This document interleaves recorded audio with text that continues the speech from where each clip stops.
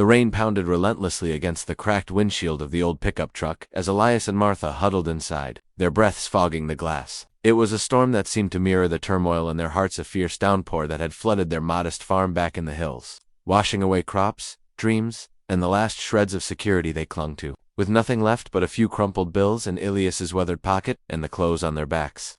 They had driven through the night to the city, seeking shelter in a rundown motel on the outskirts. But as they stepped into the dimly lit lobby, drenched and shivering, the manager's voice sliced through the air like a thunderclap. "Pay for the cheap room and leave. We don't need your kind dragging mud through here." His mocking laughter echoed. But little did he know, the old farmer's reply would change everything. Elias, at 72, had the kind of face etched by decades of sun and soiled deep lines around his eyes, from squinting at horizons, calluses on his hands that told stories of plowing fields before dawn. Martha, his wife of 50 years, stood beside him, her silver hair matted from the rain, her frail frame wrapped in a faded shawl. They weren't beggars. They were survivors. Their farm had been their life, a patch of earth passed down from Elias's grandfather, where they raised chickens, grew corn, and built a home filled with laughter and love. But nature had been cruel this year. First, the drought withered their harvest. Then the floods came like a biblical plague, submerging their barn and sweeping away their livestock. The bank had foreclosed, leaving them with a truck full of memories and a desperate need for a dry bed.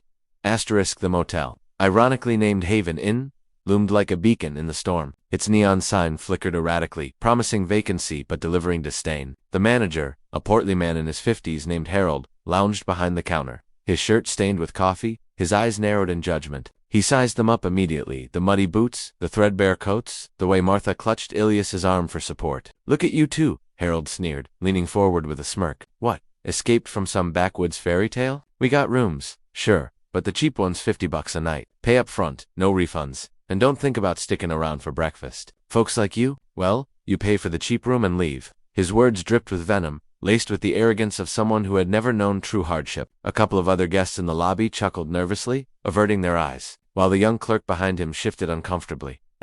Martha's eyes welled with tears, not from the cold, but from the sting of humiliation. She had always been the strong one, the one who mended fences and hearts alike. Back home, she baked pies for neighbors, nursed sick calves back to health, and whispered prayers over Elias when worry kept him awake. But now, in this sterile lobby under fluorescent lights, she felt small, exposed. "Elias," she whispered, her voice trembling, "maybe we should just go back to the truck. We can wait out the storm there."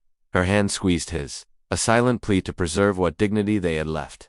But Elias stood tall, his back straight despite the ache in his bones. He reached into his pocket, pulling out a worn leather wallet. Inside were $60, the last of their savings, scraped together from selling a few tools at a roadside stand. He placed the bills on the counter, his gaze steady on Harold. "We'll take the room," he said quietly, his voice rough like gravel but laced with quiet resolve. Harold snatched the money, counting it with exaggerated slowness, as if expecting it to be counterfeit. "Fine, room 12, down the hall, last door. But remember, pay for the cheap room and leave by morning. No extensions, no sob stories." He tossed them a key, his laughter following them like a shadow.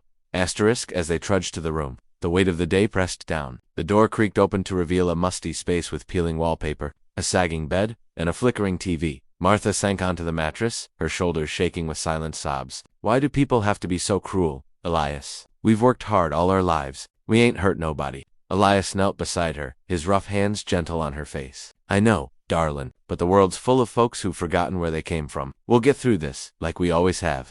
He thought back to their early days, their wedding in a sunflower field, the birth of their son who had grown up and moved away, promising to send money but struggling himself in the city. Life had thrown storms at them before, the war that took Elias's brother, the fire that raised their first home. Each time, they rebuilt, brick by brick, love by love.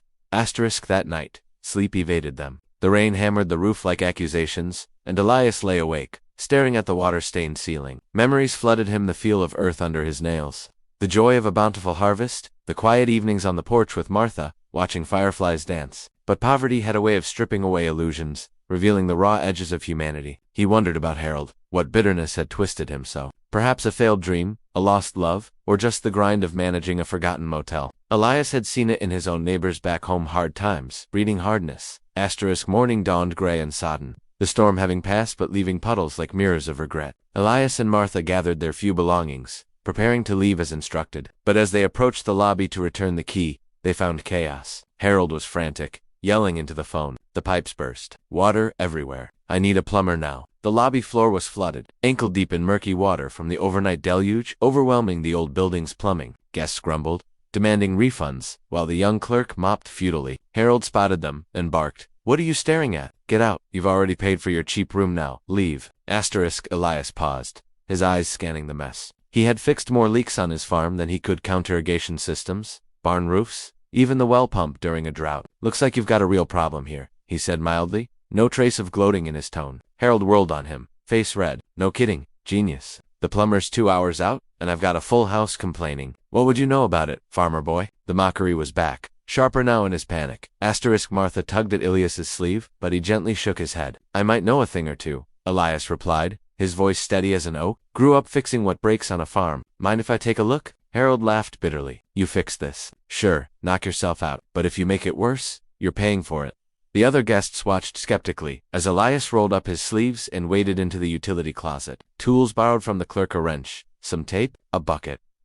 What followed was a masterclass in quiet competence. Elias traced the burst pipe, a rusted joint giving way under pressure. With deft hands, he tightened fittings, sealed cracks with makeshift patches from supplies in the closet, and redirected the flow. It wasn't pretty, but it worked. Water stopped gushing. The flood receded. Harold stood dumbfounded as Elias emerged, soaked but satisfied. "That should hold till the pro gets here," Elias said, wiping his hands on his pants. "No charge." The lobby fell silent. Harold's face shifted from shock to something softer: embarrassment, perhaps gratitude. I don't know what to say," he stammered. "You didn't have to do that." Elias met his eyes, not with triumph, but with understanding. "You mocked us last night, called us poor and unwanted. But poverty ain't a sin, and kindness ain't a weakness. We've all got storms in our lives. Some flood the land, some flood the soul. Maybe next time, instead of judging by the mud on someone's boots, you'll see the heart beneath. We paid for the cheap room, sure, but life's about more than money. It's about lifting each other up when the waters rise."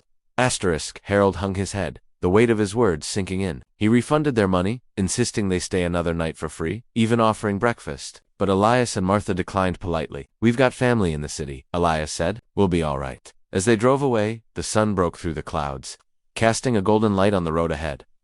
Word spread quickly in the small motel community. Guests shared the story online, turning the Haven Inn into a symbol of unexpected redemption. Harold, humbled, began treating patrons with newfound respect, remembering the old farmer's lesson. Elias and Martha reached their son's apartment, where hugs and hot meals awaited. Their farm was gone, but their spirit endured. In the years that followed, Elias started a small repair business, teaching young folks the value of hard work and empathy. Martha volunteered at shelters, baking pies for those down on their luck. The inspiring message lingered long after, in a world quick to mock the humble. True strength lies in resilience and compassion. Never judge by appearances, for the poorest among us often hold the richest hearts. And when life demands you pay for the cheap room and leave, respond not with anger, but with grace. It might just turn the tide for everyone involved.